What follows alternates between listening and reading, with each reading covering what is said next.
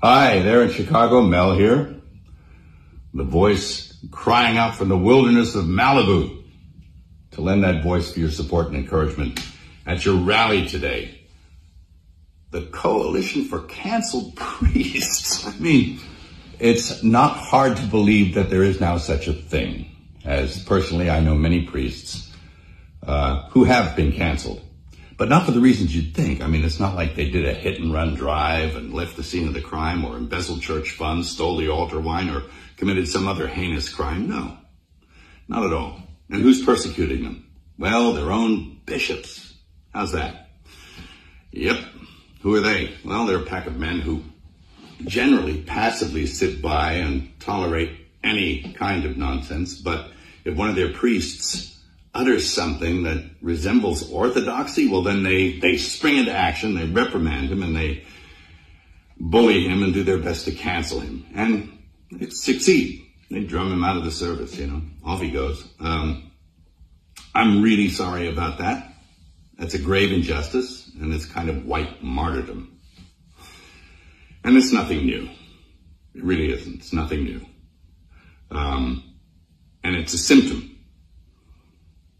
It's a symptom of a very deep sickness that afflicts the church. It did not happen overnight. If anyone's familiar with the missives of Archbishop Vigano, he says that the seeds of erosion of the church were sown with the reforms of Vatican II, and I agree with him. He suggests even that we scrap the whole thing and go back and do it the way it was before. And it was a pastoral council after all. I mean, there was nothing wrong. It didn't need to be fixed. They were doing pretty well. At any rate, and I've had my own run-in with the bishops. I mean, who are they? Well, I remember when I directed The Passion, I went to the USCCB to get support for the film. And those men couldn't get away from me fast enough. And all but a few of them turned their back on me. And it was pretty telling about who they were.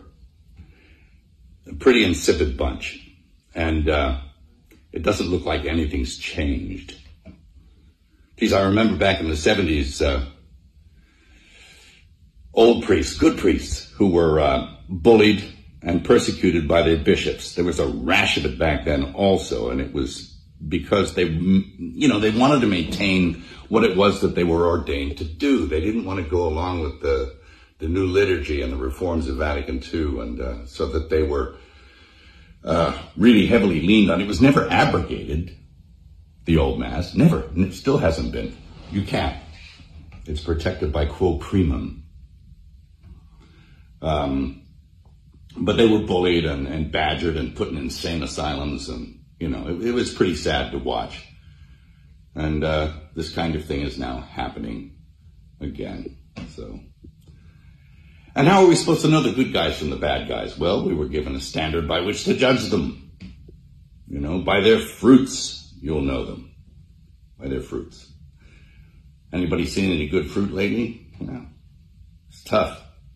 And look, I'm a pretty sinful guy. I mean, I'm as venal as the next guy. But I know the difference between a shepherd and a hireling. And I think that the vast majority of these bishops are just a bunch of hirelings, And my question is, who's hiring them?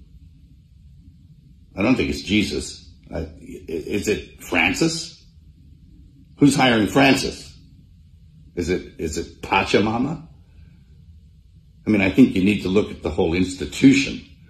And, I'll quote Archbishop Vigano again in saying that he believes that there was a parallel counterfeit church set up to eclipse the real one. He's suggesting usurpation or an inside job. It seems that way. Anyway, of course we know the gates of hell will not prevail against it. The victory is God's, not ours. And it will flourish if we keep it in our hearts. It can flourish in our hearts and keep the faith. And that's what's going to happen. That's what I encourage you to do. Again, I'm sorry for your pain, the injustice. I'll definitely throw something in the hat to add my support. And God keep you and God bless you. Thank you.